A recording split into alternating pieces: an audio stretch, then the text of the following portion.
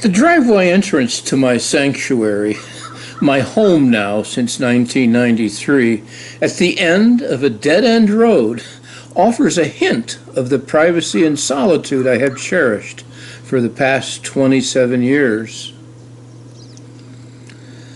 From my writing desk behind the window that I cut into my east-facing wall as soon as I purchased the property from the Barnum family, I have been able to observe countless visual treasures provided by the entirety of the natural scene.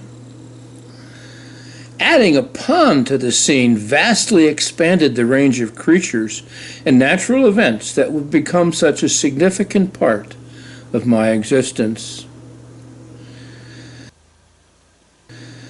Sitting in my rocking chair pulled up close to my floor-to-ceiling glass wall, I have the feeling I am inside and outside at the same time.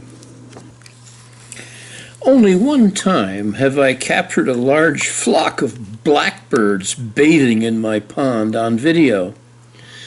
I must assume that this is common practice when the birds flock together after breeding season, but to me this was an unimagined scene and a tidbit of flock behavior I was delighted to gain.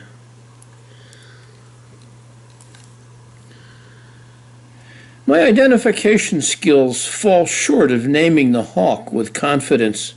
However, I did find this scene to be a good introduction to the viewing corridor perspective that follows. I suspect this fawn was born only minutes before I took the video. I will watch it mature all summer long. A mature buck is always a thrill to observe. Occasionally, the wildlife living inside my home slithers into camera range.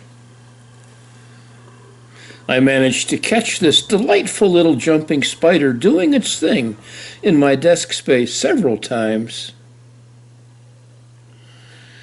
Then the tiny solifugid walks by. As summer advances, the deer come and go on a random basis. Watching the fawns clearly demonstrating what could only be described as play always puts me in a joyful state of mind. Sitting at my desk window with my camera close at hand, I am able to fire it up quickly when opportunity arises.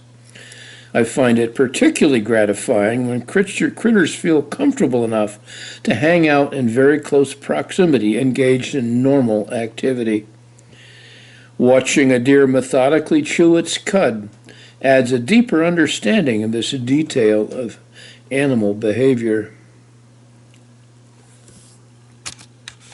What I thought initially to be an ice cake turned out to be several thousand snow geese. I could not get my camera running soon enough to catch the flock take off and head south. I find that the antler configuration of bucks serves to identify individual animals. The sparring matches between bucks most often seem gentle and almost playful.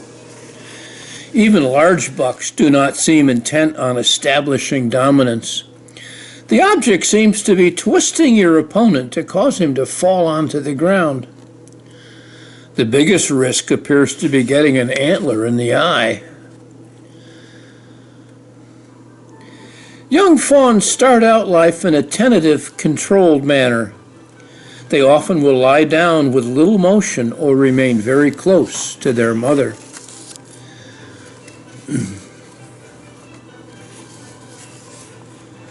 As the fawns develop, they become much more active. Running, as they often do, develops their coordination and endurance. The speed and agility of a young deer I find to be quite impressive. A canine predator would be hard-pressed to catch even a young deer.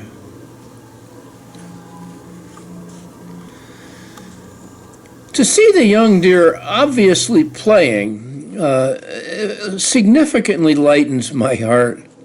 The playful but much less exuberant motion of adult deer likely serves as a vote of approval.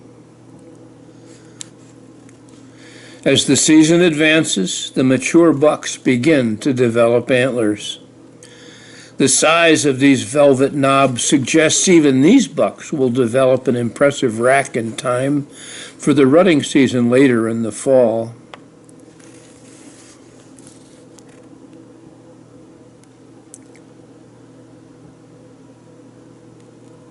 The undeniable grace and beauty of a mature buck is delightful to behold. I did not capture rutting activity between this particular buck and doe. It is safe enough to assume, however, this probably explains why they are together.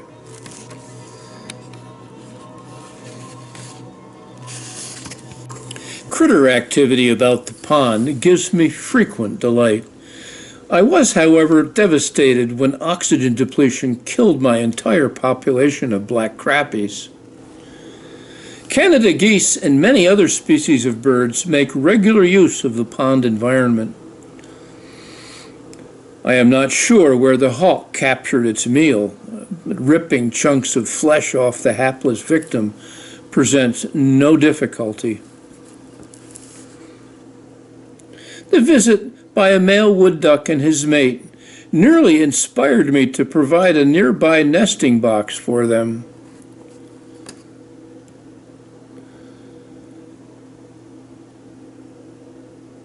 One spring, a pair of mallards did nest successfully on the pond edge.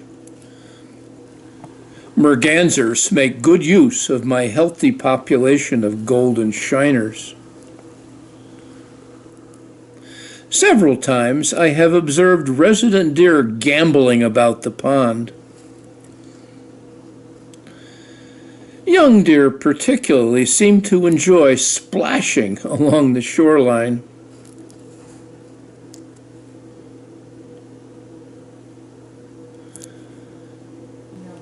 Sunflower seeds bring the feathered folk close enough for me to appreciate their extraordinary beauty. Avian personalities vary from the gentle bluebird to the raucous blue jay. Gentle, quiet song sparrows and the tufted titmice frequently visit my feeder. We will not censor the X-rated behavior of the red-winged blackbird. The rich coloration of the rose-breasted grosbeak, yellow warbler, and the northern oriole can do little else but cause us to appreciate creation. I do not often see a pileated woodpecker on the ground. Only occasionally does the red-bellied woodpecker visit. I was pleased to catch a robin with a beak full of nesting materials. The rich coloration of the cardinal is easy to appreciate, but rarely do I spot a ruffed grouse on the forest floor. The great blue herons visit my pond frequently. These are tough on my frog friends. This obese woodchuck deserves blame for my missing lettuce. For only a brief period did the black squirrel forage in my yard. My resident foxes forage frequently through my meadows. Pouncing upon rodents seems to work pretty well for them. I was delighted to capture this video of a gray fox on my pond dike. I would love to see one of these climb a tree as they are purported to do. Yet another red fox stops upon my dike to deal with a typical canine itch. As the fawns grow, they continue nursing for several months. Rough suckling must cause milk to flow. I am always pleased to capture video clips of large bucks. Turkeys take advantage of the loose soil from my daffodil cultivation. The turkeys found this patch of disturbed earth to be suitable for a dust bath. This behavior apparently keeps feathers from becoming greasy and matted.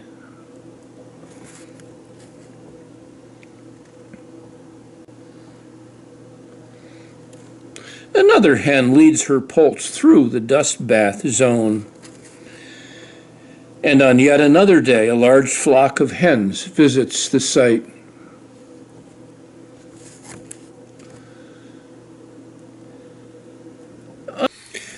I am fortunate to be able to observe turkeys frequently throughout the spring and summer.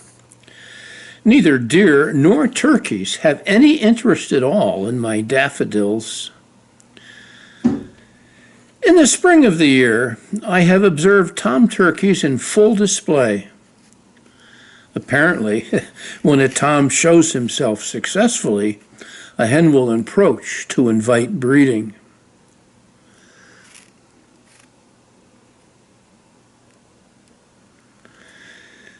Every fall, watching the autumn foliage display develop captivates my amazement and appreciation. I am convinced the timing and intensity of color change for each species of tree changes every year. As beautiful as glazed ice on winter trees might be, the probability of increasing amounts of ice sufficient to flex over and break smaller trees is cause for concern.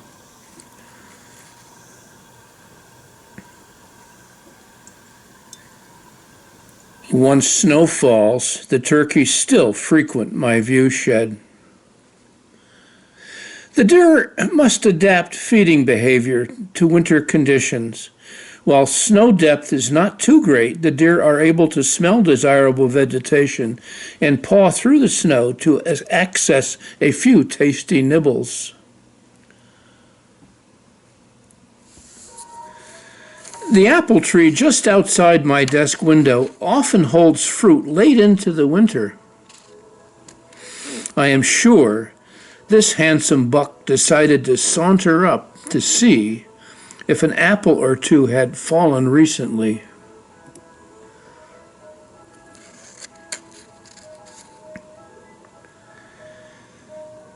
I cannot resist capturing video clips of deer when they pass so close at hand.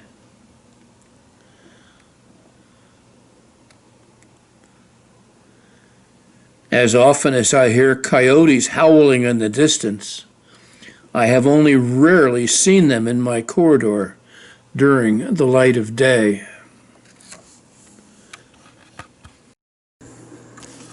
Gray squirrels gather beneath my bird feeder, scarfing up spilled seed. An occasional red squirrel, with all of its evil attributes, often visits the site.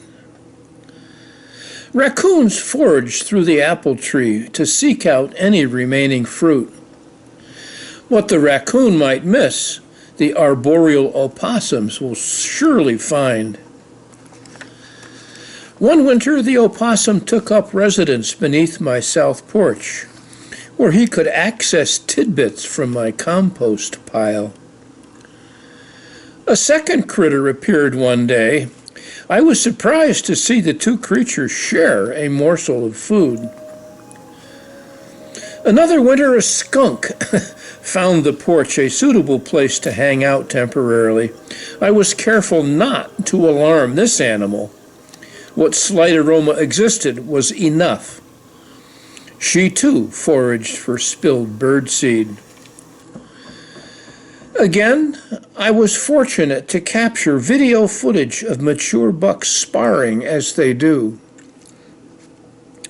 This time with somewhat more vigor than demonstrated during earlier bouts. The investment of time and energy I dedicated to creating this wildlife viewing corridor repays itself almost every day. The edge of my eye easily catches motion anywhere within the 2-acre space. I welcome such interruptions to whatever task might be in process. My video camera most often is close enough at hand that I can capture action. Action I am able to share with you, the viewer of my YouTube channel.